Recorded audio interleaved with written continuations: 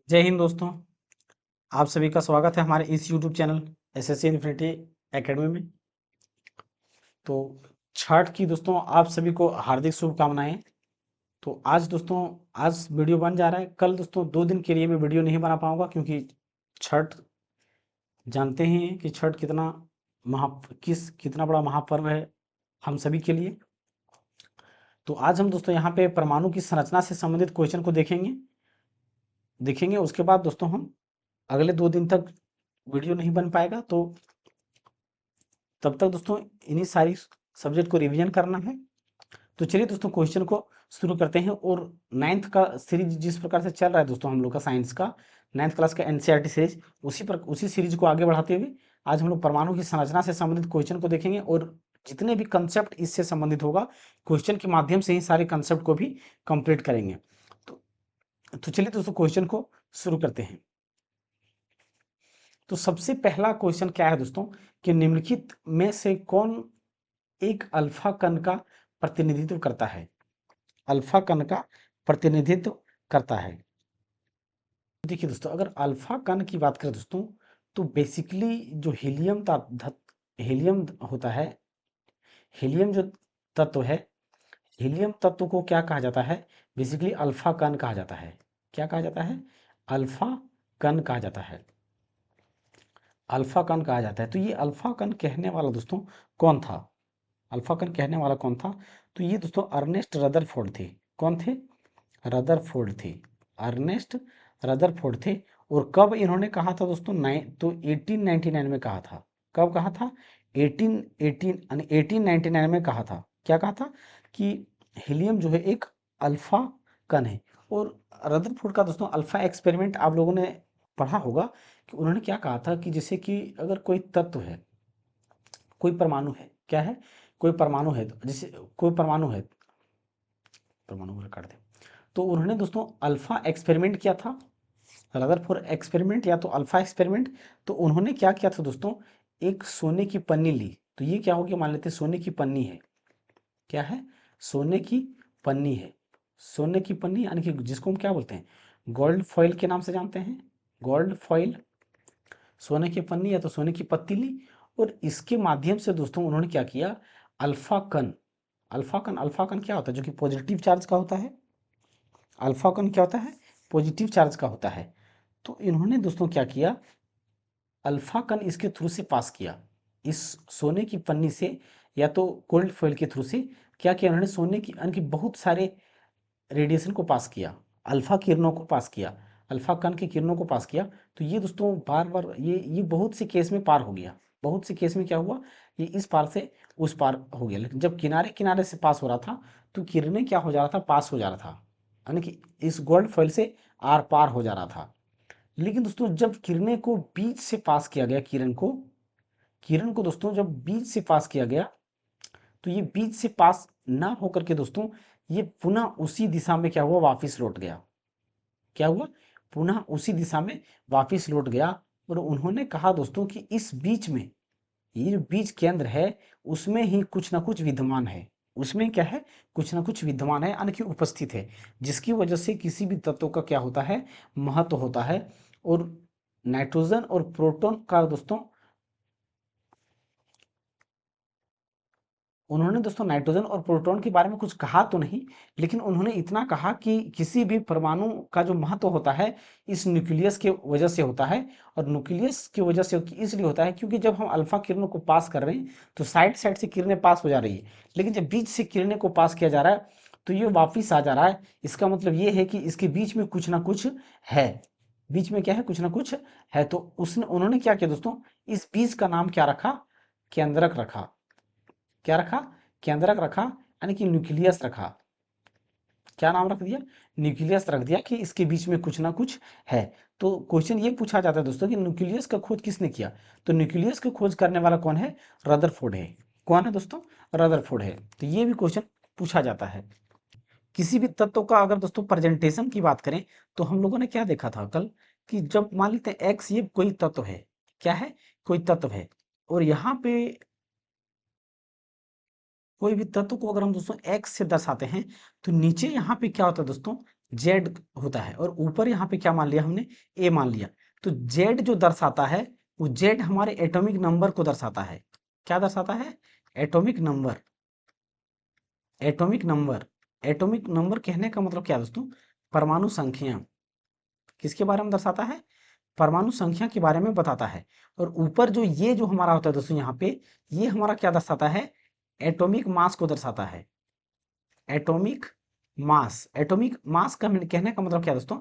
द्रव्यमान संख्या। द्रव्यमान संख्या क्या दर्शाता है? द्रव्यमान संख्या को दर्शाता है। तो यहाँ पे दोस्तों अगर ऑप्शन के अकॉर्डिंग हम बात करें तो यहाँ पे हीलियम तत्व के बारे में बोला गया है। तो हीलियम का एटॉमिक नंबर कितना होता है? 2 होता है। हीलियम का एटॉमिक नंबर कितना होता है? 2 होता है। तो हीलियम का 2 हो गया, लेकिन इसका द्रव्यमान संख्या जो होता है 4 होता है। कितना होता है? 4 होता है। तो अल्फा कण की बात करें दोस्तों, तो यहाँ पे अल्फा कण का क्या हो जाएगा? हीलियम नीचे 2 और ऊपर 4। तो ये 2 हमारा क्या हो गया? एटॉमिक नंबर हो गया। और 4 क्या दर्शा रहा है? एटॉमिक मास को दर्शा रहा है। अगर दोस्तों यहाँ पे हम बात करें ए बराबर, यहाँ पे ये भी फॉर्मूला पूछा जाता है कि ए बराबर जेड प्लस एन। ए बराबर जेड प्लस एन। अब ए हमारा क्या हो गया? एटॉमिक मास हो गया। और जेड हमारा क्या हो गया? परमाणु संख्या। और एन यहाँ पे क्या दर्शाएगा? न्यूट्रॉन को दर्शाएगा। क्या दर्शाएगा? न्यूट्रॉन को दर्शाएगा, क्योंकि जब भी द्रव्यमान संख्या निकालते हैं तो उसमें प्रोटॉन और न्यूट्रॉन को जोड़ते हैं। तो इस प्रकार से भी लिखा जा सकता है पी प्लस एन। इस फॉर्मूला को इस प्रकार से भी हम लिख सकते हैं। तो परमाणु संख्या को दोस्तों 2 तरीके से दर्शाया जाता है, या तो जेड से दर्शाया जाता है, या तो पी से दर्शाया जाता है, या तो पी से दर्शाया जाता है, पी से दर्शाया जाता है। तो यहाँ पे दोस्तों क्या हो गया हमारा? अल्फा कण का सही आंसर क्या हो जाएगा? ऊपर 4 नीचे 2, हीलियम हीलियम सब में, तो ऊपर 4 नीचे 2, यानी कि बी नंबर का ऑप्शन क्या होगा? बिल्कुल सही आंसर हो जाएगा। संयोजकता इलेक्ट्रॉन क्या है? संयोजकता इलेक्ट्रॉन क्या है? तो पिछले क्लास में ही दोस्तों हमने संयोजकता इलेक्ट्रॉन के बारे में बात कर चुके थे कि बाह्यतम कक्षा में जितने इलेक्ट्रॉन उपस्थित होते हैं वही क्या कहलाते हैं? संयोजकता इलेक्ट्रॉन कहलाते हैं। संयोजकता इलेक्ट्रॉन हमने क्या देखा था कल कि बाह्यतम कक्षा में जितने तत्व उपस्थित होता है उसी को संयोजी इलेक्ट्रॉन या तो संयोजक इलेक्ट्रॉन, संयोजकता इलेक्ट्रॉन कहते हैं। तो यहाँ पे दोस्तों शिथिल संकुलित इलेक्ट्रॉन बिल्कुल नहीं, गतिशील इलेक्ट्रॉन बिल्कुल नहीं, बाह्यतम कोश में उपस्थित इलेक्ट्रॉनों की संख्या को क्या कहते हैं? संयोजकता इलेक्ट्रॉन संख्या कहते हैं। इसके बारे में दोस्तों कल हमने डिटेल से बता रखा है, तो अगर कल का क्लास नहीं देखा है तो आप जाके देख सकते हैं। क्लोरीन परमाणु का औसत परमाणु द्रव्यमान कितना होता है? कितना होता है? तो देखिए दोस्तों अगर हम लगभग तत्व की बात करें तो सभी तत्व में लगभग जो एटॉमिक मास होता है वो कितना होता है? डबल होता है परमाणु संख्या के।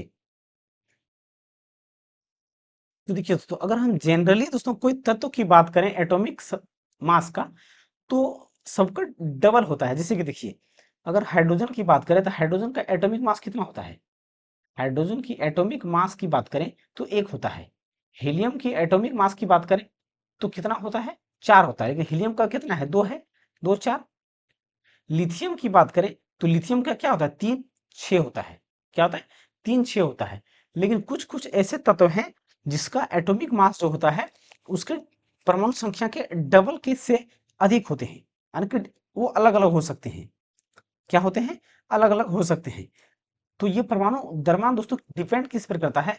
प्रोटॉन की संख्या पर डिपेंड करता है और न्यूट्रॉन की संख्या पर डिपेंड करता है। जैसे कि देखिए दोस्तों, अगर हम यहाँ पे बात करें कुछ ऐसे तत्व जिसके क्या है परमाणु संख्या अधिक होता है।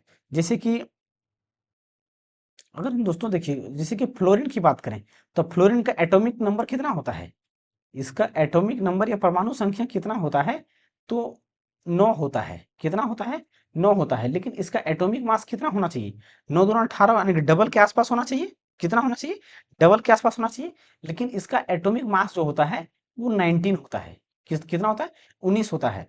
और इसी प्रकार दोस्तों अगर हम सोडियम की बात करें, तो सोडियम का एटॉमिक मास कितना होना चाहिए? सोडियम का एटॉमिक नंबर कितना है? 11 है। तो इसका एटॉमिक मास 11 दूना 22 डबल के आसपास होना चाहिए। लेकिन इसका एटॉमिक मास कितना होता है?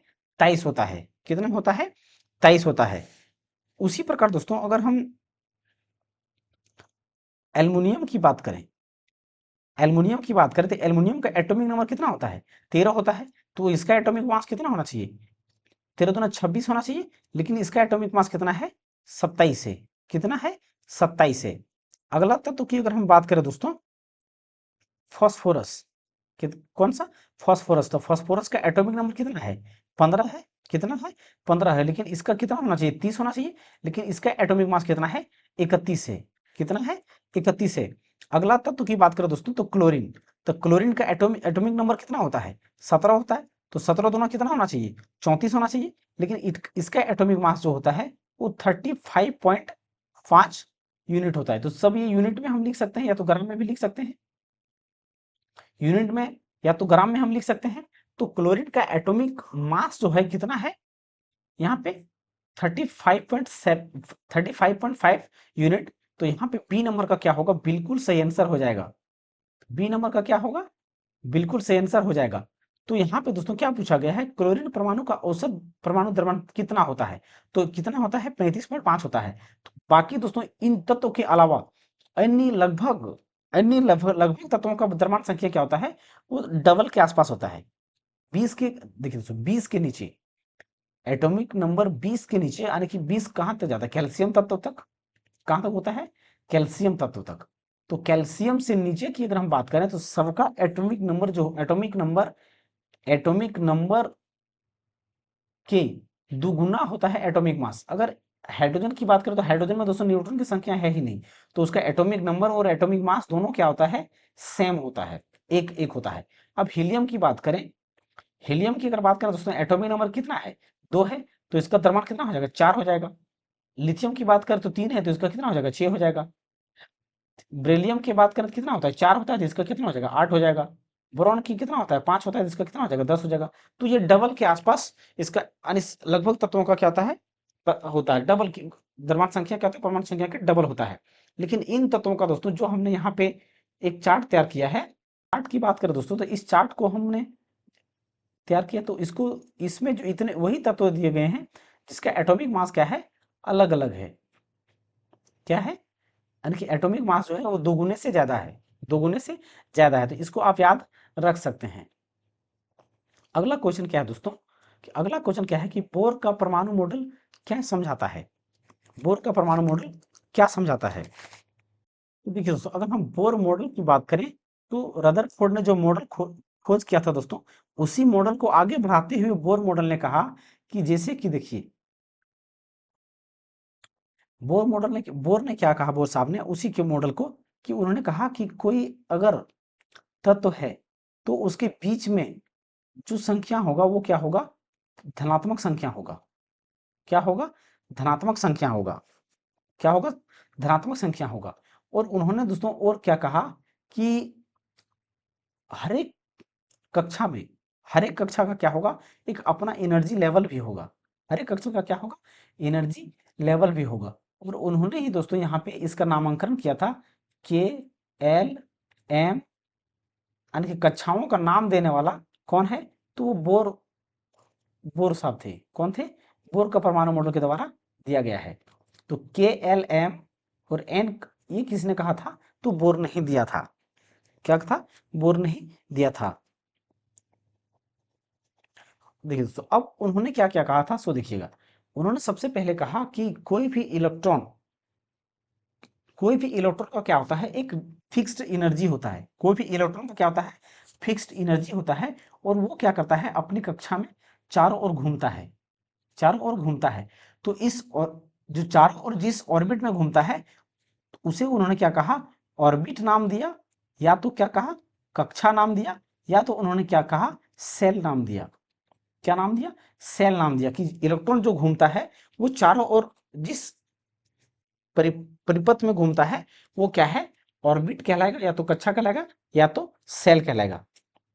क्या कहलाएगा? सेल कहलाएगा। और जिसे या तो 1 2 3 नाम से दर्शाया जाएगा, यानी कि एन बराबर एक पहली कक्षा, दूसरी कक्षा, तीसरी कक्षा, चौथी कक्षा, इस प्रकार से। या तो इसे के एल एम एन द्वारा दर्शाया जाएगा, एन द्वारा दर्शाया जाएगा, ये उन्होंने कहा था। और उन्होंने क्या कहा दोस्तों कि जितने भी इलेक्ट्रॉन होगा उसके पास क्या होगा, एक फिक्स्ड एनर्जी होगा, फिक्स्ड एनर्जी होगा, फिक्स्ड एनर्जी होगा, और वो चारों ओर घूमेगा, अपने ऑर्बिट में क्या होगा, चारों ओर घूमेगा। अब जैसे, और उन्होंने चारों ओर घूमेगा, और उन्होंने क्या कहा दोस्तों कि देखिए अगर कोई इलेक्ट्रॉन, मान लेते हैं कोई इलेक्ट्रॉन यहाँ पे एम सेल्स में घूम रहा है, क्या है, एम सेल में घूम रहा है, और इसका एनर्जी लेवल अगर बढ़ गया, अगर इस इलेक्ट्रॉन का क्या हो गया, एनर्जी लेवल बढ़ गया, तो वो क्या करेगा, एनर्जी लेवल बढ़ने की वजह से वो बाहरी कक्षा की ओर जंप करेगा। क्या करेगा, बाहरी कक्षा की ओर जंप करेगा, अगर एनर्जी लेवल बढ़ गया तो। और अगर एनर्जी लेवल घट गया तो वो क्या होगा, निचली कक्षा की ओर जंप करेगा। क्या करेगा, निचली कक्षा की ओर जंप करेगा। तो एनर्जी लेवल अगर बढ़ेगा तो वो बाहर की ओर जाएगा, और एनर्जी लेवल अगर घटेगा तो वो अंदर की ओर जाएगा। क्या होगा, अंदर की ओर जाएगा। और उन्होंने फॉर्मूला दिया दोस्तों कि इलेक्ट्रॉन जो घूमते हैं वो सर्कुलर मोमेंटम यानी एंगुलर मोमेंटम के बराबर होगा, यानी कि एम वी आर, ये क्या है, एंगुलर मोमेंटम, और इसे इसे एच 2 पाई के द्वारा दर्शाया जाएगा। 2 पाई यानी कि दोस्तों इसे हम 2 पाई यानी कि दोस्तों एन पाई यानी कि नंबर ऑफ, ये क्या होगा, ऑर्बिट, एन क्या दर्शाएगा, नंबर ऑफ ऑर्बिट दर्शाएगा, नंबर ऑफ ऑर्बिट दर्शाएगा। और यहाँ पे देखिए दोस्तों आर हमारा क्या दर्शाएगा, रेडियस दर्शाएगा, किसका रेडियस दर्शाएगा, तो जिस ऑर्बिट में घूमेगा इलेक्ट्रॉन उसका। और एम से क्या होगा, मास को दर्शाएगा, क्या दर्शाएगा, मास को दर्शाएगा। और एच हमारा क्या है दोस्तों, प्लैंक कांस्टेंट है, एच हमारा क्या है, प्लैंक कांस्टेंट है। और एन यहाँ से हमारा दोस्तों की कक्षाओं की संख्या हो गया। और पाई का तो जानते हैं दोस्तों, पाई का क्या होता है। तो ये हमारा दोस्तों बोर के बारे में टोटल एक्सप्लेनेशन हो गया। अब दोस्तों क्वेश्चन को देखते हैं, बोर का परमाणु मॉडल क्या समझा सकता है। तो रासायनिक आबंधों का गठन के बारे में क्या उन्होंने बताया है, बिल्कुल नहीं बताया है, बिल्कुल नहीं बताया है। क्या उन्होंने वर्णक्रमीय रेखाओं की बारीक संरचना के बारे में बताया, बिल्कुल नहीं बताया। ऊर्जा का काउंटीकरण बताया है, बिल्कुल नहीं। तो ये तीनों क्या है दोस्तों, नहीं बताया गया है। तो इलेक्ट्रॉन स्पीसीज की ऊर्जा, स्पीसीज कहने का मतलब दोस्तों कक्षा में ऊर्जा, यानी कि हर एक इलेक्ट्रॉन का क्या होगा, अपनी अपनी ऊर्जा या एनर्जी लेवल होगा। अगर किसी का एनर्जी लेवल ज्यादा हो जाएगा तो वो बाहर की ओर जाएगा, और जिसका एनर्जी लेवल कम हो जाएगा वो क्या होगा, नीचे की ओर जाएगा। तो ये इसका आंसर कौन सा हो जाएगा, डी नंबर का बिल्कुल से आंसर हो जाएगा। अगला क्या है दोस्तों, रदरफोर्ड के परमाणु मॉडल के संबंध में निम्नलिखित में से कौन सा कथन सही नहीं है। रदरफोर्ड के परमाणु मॉडल के अनुसार कौन सा कथन सही नहीं है। तो देखिए दोस्तों रदरफोर्ड ने क्या कहा था, ऑप्शन को देखते हैं दोस्तों। रदरफोर्ड के बारे में हम लोग पढ़ चुके हैं, तो ऑप्शन को देखते हैं। परमाणु के आकार की तुलना में नाभिक का आकार बहुत बड़ा होता है, बहुत बड़ा होता है। तो देखिए दोस्तों यहाँ पे ये पहला कथन जो बोला गया है वो सही नहीं है। क्या है, सही नहीं है। जैसे कि देखिए हम लोगों ने क्या देखा था कि कोई अगर तत्व है तो बीच में कोई क्या है, एक छोटा सा साइज है, क्या है, छोटा सा साइज है। तो इसी में क्या है, प्रोटॉन होता है और न्यूट्रॉन होता है, जिसका नाम रदरफोर्ड ने क्या नाम रखा था, न्यूक्लियस रखा था। इसका नाम क्या रखा था, न्यूक्लियस रखा था। और बाहर में इलेक्ट्रॉन यानी कि उन्होंने क्या कहा था कि अधिकतम पार्ट जो है इम्पटी है, यानी कि खाली है। अधिकतम पार्ट क्या है, तत्व का परमाणु का खाली है। लेकिन बीच में क्या है, कुछ है, बीच में क्या है, कुछ है जो कि डेंसर है। क्या है, डेंसर है यानी कि सघन है, जिसकी वजह से किरणें क्या हो रहा है, वहां से रिफ्लेक्ट हो जा रहा है। किरणें क्या हो जा रहा है, रिफ्लेक्ट हो जा रहा है, यानी कि परावर्तित हो जा रहा है। तो उन्होंने ये कहा था। तो परमाणु के आकार की तुलना में नाभिक का आकार बहुत बड़ा नहीं है, बहुत, परमाणु के आकार की तुलना में ये क्या है, छोटा है। ये क्या है, छोटा है। तो ये कथन क्या है, बिल्कुल गलत कथन कहा गया है पहला नंबर का। अगला ऑप्शन क्या है दोस्तों, इलेक्ट्रॉन नाभिक के चारों ओर वृत्ताकार पथ में घूमते हैं। तो बिल्कुल सही, ये भी उन्होंने कहा था कि इलेक्ट्रॉन जो है चारों ओर परिपथ में परिक्रमा करता है। परमाणु में एक धनावेशित केंद्र होता है जिसे नाभिक कहा गया है। बिल्कुल सही दोस्तों, यहाँ पर उन्होंने कहा था कि केंद्र में कोई कुछ है जो कि धनात्मक धनात्मक अंश है, जिसे न्यूक्लियस नाम दिया था उन्होंने। तो न्यूक्लियस उसी को क्या कहते हैं, नाभिक कहते हैं। न्यूक्लियस का हिंदी क्या हो गया, नाभिक हो गया। अगला ऑप्शन क्या है, परमाणु का लगभग संपूर्ण द्रव्यमान नाभिक में रहता है, तो ये भी कथन सही कहा है। तो ये तीनों कथन सही कहा है, तो गलत कथन कौन सा हो गया? ए नंबर का बिल्कुल गलत कथन हो गया। तो ए नंबर का ही क्या होगा? बिल्कुल सही आंसर हो जाएगा। और देखिए दोस्तों, ये रदरफोर्ड के परमाणु मॉडल को ही क्या कहा जाता है? अल्फा एक्सपेरिमेंट कहा जाता है। क्या कहा जाता है? अल्फा एक्सपेरिमेंट कहा जाता है। कोबाल्ट के समस्थानिक का उपयोग किसके उपचार में किया जाता है?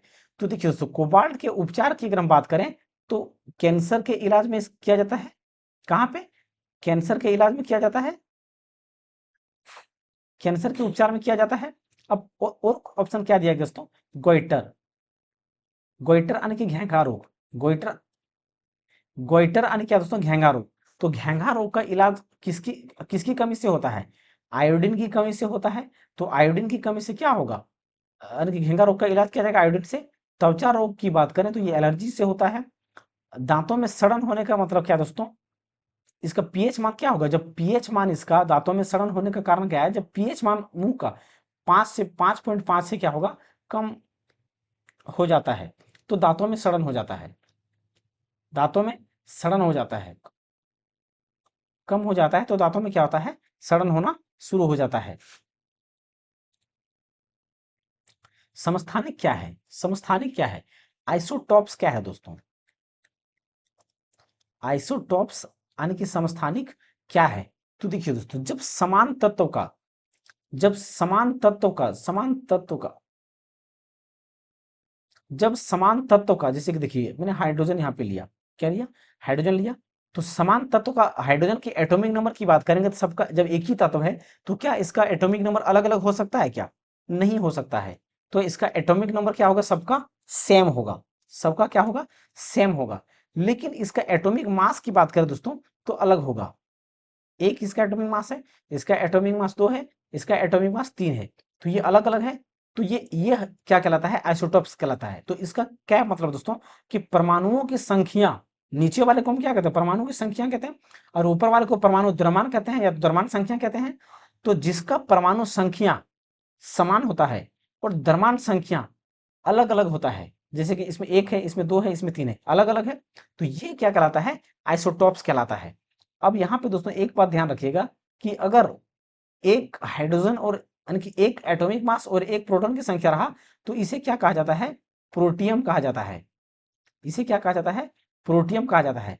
और जिसमें 2 द्रव्यमान संख्या और एक एटॉमिक नंबर होता है, उसे ड्यूटेरियम कहा जाता है, उसे ड्यूटोरियम, ड्यूटोरियम कहा जाता है। मान होता है, मास होता है, उसको क्या कहते हैं? ड्यूटोरियम कहते हैं। क्या कहते हैं? ड्यूटोरियम कहते हैं, ड्यूटोरियम। क्या कहते हैं? ड्यूटोरियम।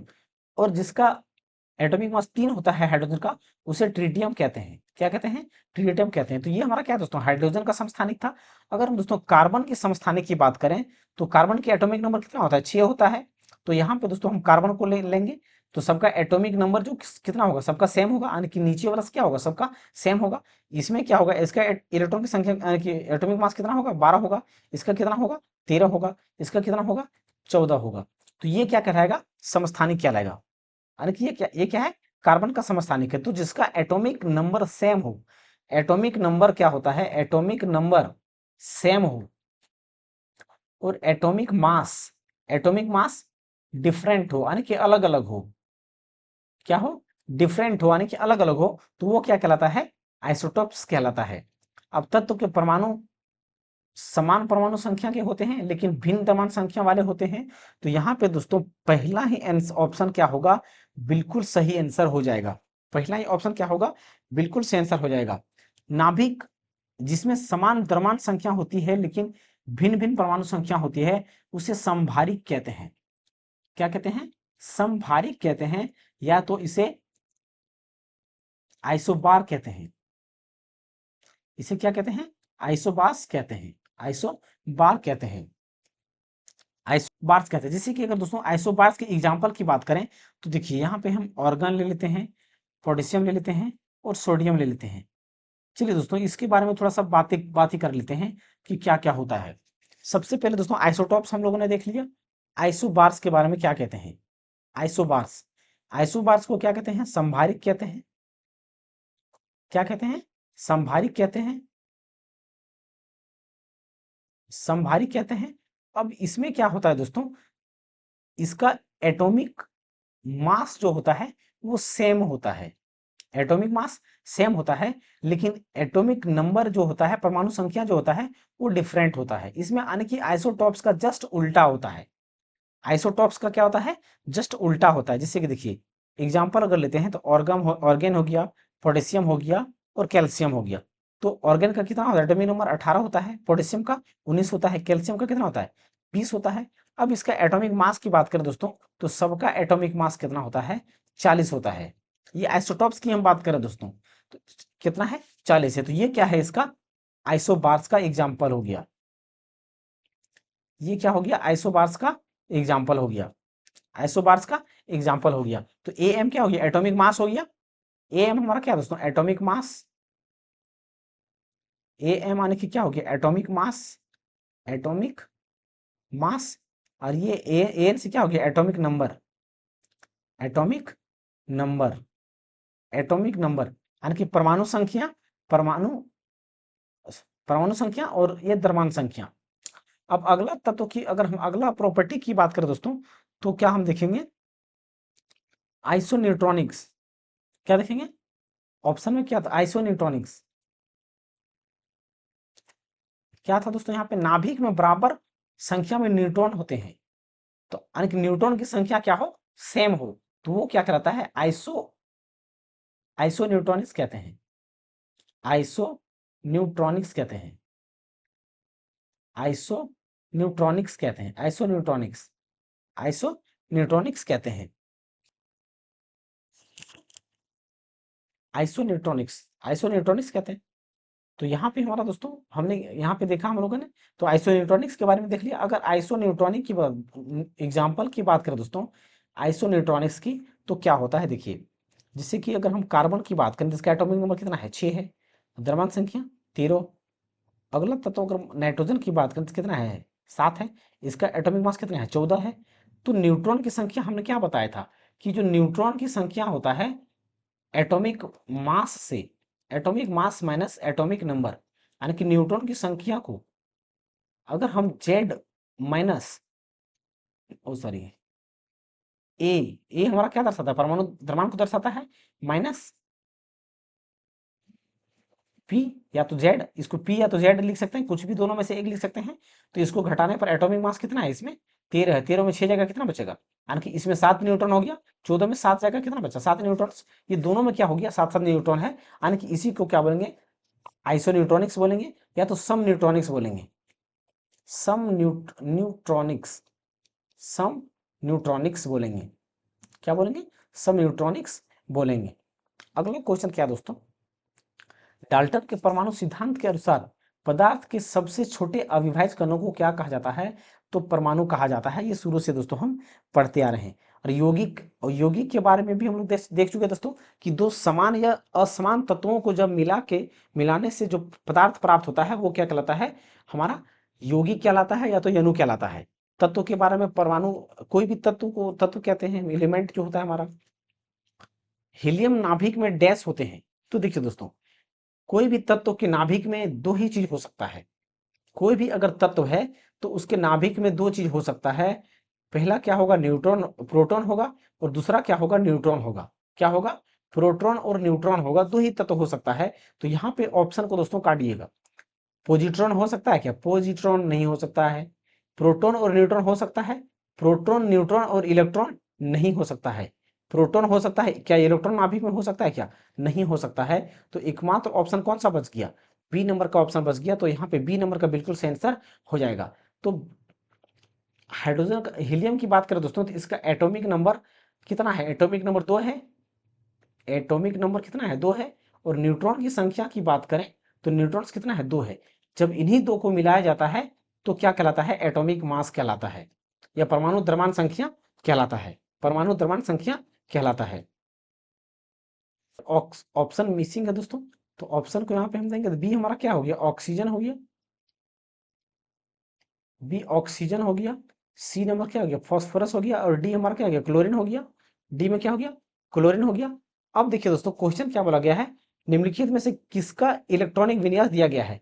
तो दोस्तों इलेक्ट्रॉनिक विन्यास किसका है? ये 2 8 और 2 10, 10 और 6 16। 16 किसका होता है? 16 अगर एटॉमिक नंबर की बात करें किसका होता है? 16 एटॉमिक नंबर किसका होता है? सल्फर का होता है। किसका होता है? सल्फर का होता है एटॉमिक नंबर। यानी कि 2 8 6, यानी कि 8 6 2 2 16। तो 16 किसका होता है? सल्फर का होता है। और सल्फर को दोस्तों गंधक भी कहा जाता है। तो ए नंबर का यहाँ पे क्या होगा? बिल्कुल से आंसर हो जाएगा। अगला क्वेश्चन दोस्तों, ड्यूटेरियम और ट्रिटियम ट्रिटियम निम्न निम्न है। तो हमने दोस्तों पहले शुरू में ही क्या बताया, जब हमने आइसोटॉप्स के बारे में बताया, आइसोटॉप्स के बारे में, तो हाइड्रोजन के बारे में हम लोगों ने बताया, हमने तब देखा कि जब हाइड्रोजन का एक और एक होता है जिसे क्या कहते हैं? प्रोटियम कहते हैं। जो हाइड्रोजन की परमाणु संख्या, परमाणु द्रव्यमान संख्या 2 और 1 होता है तो ये क्या कहता है? ड्यूटेरियम कहलाता है। और अगर यहाँ पे 1 और ये 3 होता है तो ये क्या कहलाता है? ट्रिटियम कहलाता है। तो यहाँ पे इसका ड्यूटेरियम का मतलब क्या है दोस्तों? कि हाइड्रोजन का ऊपर जो द्रव्यमान संख्या होगा 2 होगा और नीचे एक एटॉमिक नंबर होगा। और ट्रिटियम का मतलब क्या हो गया? कि ऊपर द्रव्यमान संख्या 3 होगा और नीचे एक एटॉमिक नंबर होगा। 3 कितना होगा? ऊपर होगा और एक नीचे होगा। तो ये क्या कहलाता है? हमारा ट्रिटियम कहलाता है। तो यहाँ पे हाइड्रोजन के समस्थानिक है ये किसके समस्थानिक है? हाइड्रोजन के। तो ये नंबर का क्या होगा? बिल्कुल से आंसर हो जाएगा। अगला क्वेश्चन क्या है दोस्तों? हैलोजन के सबसे बाहरी कोष में इलेक्ट्रॉनों की संख्या कितनी होती है? कितनी होती है? तो दोस्तों अगर आपने पिछले क्लास हमारा देखा होगा केमिस्ट्री सीरीज का क्रैश कोर्स का, तो उसमें दोस्तों हमने डिटेल से बता रखा है। फिर भी यहाँ पे मैं दोस्तों बता देता हूँ कि जो 17वें ग्रुप का एलिमेंट होता है, 17वें ग्रुप का एलिमेंट होता है, उसे हैलोजन ग्रुप कहा जाता है। क्या कहा जाता है? हैलोजन ग्रुप कहा जाता है। और 17वें एलिमेंट में दोस्तों, जैसे 17वें एलिमेंट की बात करें, सबसे सबसे पहला तत्व क्या आता है? फ्लोरीन होता है। यानी कि फिल्म चलो 12 1, फिल्म चलो 12 1। तो ये हमारा क्या है? 17वें ग्रुप का तत्व है। तो फ्लोरीन का कितना होता है? 9 होता है। तो पहली कक्षा में 2 इलेक्ट्रॉन, अंतिम कक्षा में कितना होगा? 7 इलेक्ट्रॉन। क्लोरीन का कितना होता है? ये फ्लोरीन का हो गया। क्लोरीन की बात करें कितना होता है? 17 होता है। तो क्लोरीन का 17 जब होता है तो कितना होगा? 2 8 2 10, 10 और 7 17। यानी कि 72 कक्षा में कितना इलेक्ट्रॉन आ रहा है? 7 इलेक्ट्रॉन आ रहा है। तो 7 इलेक्ट्रॉन यहाँ पे क्या होगा? बिल्कुल सही आंसर हो जाएगा। बिल्कुल सही आंसर हो जाएगा। 18वें ग्रुप की अगर हम बात करें दोस्तों, 18वें ग्रुप की, तो इस ये क्या कहलाता है? अकरिय गैस ग्रुप कहलाता है। अकरिय गैस ग्रुप, या तो inert gas group, inert group, या तो जीरो ग्रुप। जीरो इसलिए दोस्तों क्योंकि वैलेंसी या संयोजकता जो होता है इसका जीरो होता है। वैलेंसी या संयोजकता जो होता है कितना होता है? जीरो होता है। संयोजकता क्या होता है? जीरो होता है। इसीलिए इसे क्या कहते हैं? अक्रिय ग्रुप के नाम से भी जाना जाता है। परमाणु के जे थॉम्सन मॉडल के अनुसार निम्नलिखित में से कौन सा धनात्मक आवेश है? पहचान कीजिए। धनेश, पहचान कीजिए। परमाणु के जे थॉम्सन मॉडल के अनुसार निम्नलिखित में से कौन सा धनात्मक आवेश है? पहचान कीजिए। कौन सा धनात्मक धनात्मक आवेश है? पहचान कीजिए। तो यहाँ पे देखिए दोस्तों, उन्होंने देखिए जे थॉम्सन का मॉडल क्या कहता था कि मान लेते हैं क्या है, एक पंपकिन है। फिल्म पडिंग मॉडल नाम सुना होगा दोस्तों, पढ़ा होगा आप लोगों ने। उन्होंने कहा कि कोई अगर अगर पंपकिन है, उसके बीच में क्या होता है? बीज होता है। क्या होता है? बीज होता है। तो जो बीज होगा वो क्या होगा? माइनस चार्ज होगा। जो बीज होगा, जो बीज जो होगा वो क्या होगा? नेगेटिव चार्ज को दर्शाएगा। और जो खाली स्थान होगा, जो गुद्दा होगा, वो पॉजिटिव को दर्शाएगा। वो क्या दर्शाएगा? पॉजिटिव को दर्शाएगा। और इसमें क्या होगा? बीज के रूप में क्या होगा? ये समान रूप से परमाणुओं में वितरित रहेगा और घूमता रहेगा। इलेक्ट्रॉन इसी प्रकार से किसी भी तत्व में होता है। तो जे थॉम्सन ने दोस्तों, जे थॉम्सन के मॉडल को दोस्तों प्लम पडिंग मॉडल भी कहा जाता है, क्योंकि उन्होंने प्लम के यानी कि फल में एक्सपेरिमेंट किया था। उसी के दोस्तों एग्जाम्पल देकर उन्होंने बताया था कि जो बीज होता है वो नेगेटिव चार्ज का होता है, जो कि इलेक्ट्रॉन होता है। जो क्या होता है? इलेक्ट्रॉन होता है। और जो नेगेटिव चार्ज होता है वो प्रोटॉन होता है। और पॉजिटिव चार्ज जो होता है वो क्या होता है? प्रोटॉन होता है। वो क्या होता है? प्रोटॉन होता है। और समान रूप से क्या होता है? ये घूमते रहते हैं। प्रोटॉन जो होता है क्या होता है? समान रूप से घूमते रहते हैं। तो यहाँ पे बी नंबर का क्या होगा? बिल्कुल से आंसर हो जाएगा। अगला क्वेश्चन क्या है दोस्तों? एक इलेक्ट्रॉन का द्रव्यमान प्रोटॉन के द्रव्यमान का लगभग 1/गुना है, 1/गुना है, यानी कि 1/टाइम्स दैट ऑफ प्रोटॉन। तो देखिए दोस्तों, अगर हम यहाँ पे बात करें दोस्तों, तो इलेक्ट्रॉन के द्रव्यमान संख्या कितना होता है? हमने क्या बताया था पिछले क्लास में कि इलेक्ट्रॉन का जो द्रव्यमान संख्या होता है वो कितना होता है? 1.67 इंटू 10⁻27 के आसपास होता है। और यहाँ पे प्रोटॉन की बात करें तो प्रोटॉन का कितना होता है? 9.1 इंटू 10⁻31 kg के बराबर होता है। ये इसका क्या है? द्रव्यमान है। इसका क्या है? द्रव्यमान है। लेकिन दोस्तों यहाँ पे जो इलेक्ट्रॉन का द्रव्यमान जो प्रोटॉन के द्रव्यमान का लगभग 1/गुना होता है, तो कितने गुना के बराबर होता है? 2000 गुने के बराबर होता है। किसके बराबर होता है? 2000 गुने के बराबर होता है। परमाणु का परमाणु भार किसके कारण होता है? तो हमने पहले पढ़ चुके हैं दोस्तों, जो बीच में न्यूक्लियस होता है उसकी वजह से किसी भी परमाणु का भार होता है। तो न्यूक्लियस में क्या होता है? प्रोटॉन और न्यूट्रॉन होता है। तो प्रोटॉन और न्यूट्रॉन की वजह से, और इलेक्ट्रॉन जो होता है वो बाहरी कक्षाओं में क्या करता है? चक्कर काटता है। तो यहाँ पे ए नंबर का क्या होगा? सही आंसर हो जाएगा। इलेक्ट्रॉन की खोज किसने की? तो इसके बारे में भी हम दोस्तों पहले बता चुके हैं। ट्रिक क्या हमने बताया था कि ईट पर नाचे, ईट पर नाचे। तो इसी इलेक्ट्रॉन का खोज किसने किया? थॉमसन ने, यानी जे थॉमसन ने।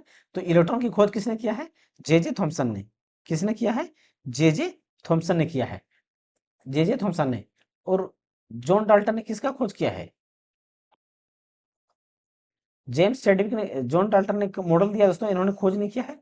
तो जेम्स चैडविक ने किसका खोज किया है? चैडविक ने न्यूट्रॉन का खोज किया है। किसका खोज किया है? न्यूट्रॉन का खोज किया है। और रदरफोर्ड ने किसका? प्रोटॉन का खोज किया है। किसका खोज किया है? प्रोटॉन का खोज किया है। यानी कि न्यूक्लियस का भी खोज किया है रदरफोर्ड ने। तो यहाँ पे ए नंबर का सही आंसर हो जाएगा। निम्नलिखित में से किस तत्व में 3 संयोजी इलेक्ट्रॉन होते हैं? तो पहले दोस्तों सबका हम एटॉमिक नंबर की बात करेंगे। तो एल्युमिनियम का कितना होता है? एल्युमिनियम का एटॉमिक नंबर 13 होता है। तो इसका इलेक्ट्रॉनिक विन्यास करेंगे तो पहली कक्षा में 2 इलेक्ट्रॉन, दूसरी कक्षा में 8 इलेक्ट्रॉन, तीसरी कक्षा में जो बच जाएगा वो तो 3। तो 72 कक्षा में जो इलेक्ट्रॉन होता है वही क्या कहलाता है? संयोजी इलेक्ट्रॉन कहलाता है। तो यहाँ पे एल्युमिनियम ही क्या होगा? बिल्कुल सही आंसर हो जाएगा। एल्युमिनियम ही क्या होगा? बिल्कुल सही आंसर हो जाएगा। रदरफोर्ड का अल्फा कण प्रकीर्णन प्रयोग किसकी खोज के लिए उत्तरदायी था? तो देखिए दोस्तों, रदरफोर्ड ने अल्फा कण का एक्सपेरिमेंट किसके लिए किया था? परमाणु नाभिक की खोज किया था उन्होंने। और उन्होंने कहा था कि बीच में न्यूक्लियस कुछ हैवी चीज है जिसकी वजह से परमाणु का क्या है? अस्तित्व है। तो यहाँ पे ए नंबर का क्या होगा? बिल्कुल सही आंसर हो जाएगा। अगला क्वेश्चन दोस्तों क्या है? यदि n एक परमाणु के लिए ऊर्जा स्तर सूचकांक है तो m कोश के लिए n बराबर है। तो देखिए दोस्तों, हमने क्या बताया था कि पहली कक्षा को क्या k बोलते हैं, दूसरी कक्षा को l, तीसरी कक्षा को m और तीसरी कक्षा में n। और इलेक्ट्रॉन की संख्या को दर्शाने के लिए दोस्तों कौन सा फॉर्मूला है? 2n²। अगर पहली कक्षा की बात करेंगे, पहली कक्षा, तो पहली कक्षा में इलेक्ट्रॉन की संख्या क्या होगा? 2 इंटू के बराबर 1 2 3 4। तो यहाँ पे 1 रखेंगे, 1 का स्क्वायर, तो कितना हो जाएगा? 2, यानी कि पहली कक्षा में 2 इलेक्ट्रॉन। दूसरी कक्षा में यानी कि सेकेंड ऑर्बिट में या तो कक्षा में, सेकेंड ऑर्बिट या तो कक्षा में, तो 2 गुना 2 का स्क्वायर यानी 2 दूना 4, 4 दूना 8, 8 इलेक्ट्रॉन रख सकते हैं। तीसरी कक्षा की बात करेंगे तो 2n² का यानी कि 3 स्क्वायर, यानी कि 3 स्क्वायर 3 3 9, 9 दूना 18। तीसरी कक्षा में 8 इलेक्ट्रॉन। उसी प्रकार फोर्थ की बात करेंगे तो फोर्थ में क्या हो जाएगा? 2n² फिर से, यानी कि 2 इंटू 4 का स्क्वायर, 2 इंटू 4 का स्क्वायर, यानी कि 4 चौक 16, 16 दूना 32 इलेक्ट्रॉन रख सकते हैं। अब क्वेश्चन में क्या बोला गया कि n का परमाणु के लिए ऊर्जा स्तर सूचकांक, तो m कोश के लिए n बराबर होगा तो k के लिए 1, l के लिए 2, m के लिए 3। तो m के लिए पूछा गया है तो m के लिए 3 कोश यानी कि 3 नंबर, यानी कि 3 नंबर का क्या होगा? बिल्कुल सही आंसर हो जाएगा। आज का दोस्तों आखिरी सवाल हमारा क्या है कि इनमें से कौन सा बोर के सिद्धांत के लिए असत्य है? बोर के सिद्धांत के लिए असत्य है। तो उन्होंने क्या कहा था? इलेक्ट्रॉन ऊर्जा का विकिरण नहीं है यदि वह एक कक्षा में रहता है। तो देखिए, तो विकिरण ऊर्जा का विकिरण नहीं है, ऊर्जा का विकिरण नहीं है। तो बिल्कुल सही कहा है, ऊर्जा का विकिरण नहीं है, लेकिन वो एनर्जी लेवल उसका फिक्स होता है, वो जो कि जिसकी वजह से वो किसी भी ऑर्बिट में घूम सकता है। जब कोई इलेक्ट्रॉन एक कक्षा में दूसरी कक्षा में जाता है तो वह या तो ऊर्जा का विकिरण करता है या अवशोषित करता है। तो हमने पहले कहा दोस्तों कि जब इलेक्ट्रॉन में एनर्जी लेवल बढ़ जाएगा तो वो बाहर की ओर जाएगा, और एनर्जी लेवल घट जाएगा तो वो अंदर की ओर जाएगा, तो वो अंदर की ओर जाएगा। ये भी हमने देख लिया है। एक इलेक्ट्रॉन को अपनी कक्षा में बने रहने के लिए इलेक्ट्रॉन और नाभिक के बीच विद्युत यानी कि स्थूल वैद्युतिक आकर्षण यानी कि इलेक्ट्रोस्टैटिक्स फोर्स जो इलेक्ट्रॉन को नाभिक की ओर खींचता है, गुरुत्वाकर्षण बल के बराबर होना चाहिए। तो ये बात दोस्तों बिल्कुल गलत कहा है, गुरुत्वाकर्षण बल के बराबर नहीं होगा। हालांकि इलेक्ट्रोस्टैटिक्स की वजह से वो खींचेगा, आकर्षित करेगा, लेकिन ग्रेविटेशनल फोर्स के कारण से नहीं होगा, यानी कि ये कथन गलत कहा गया है।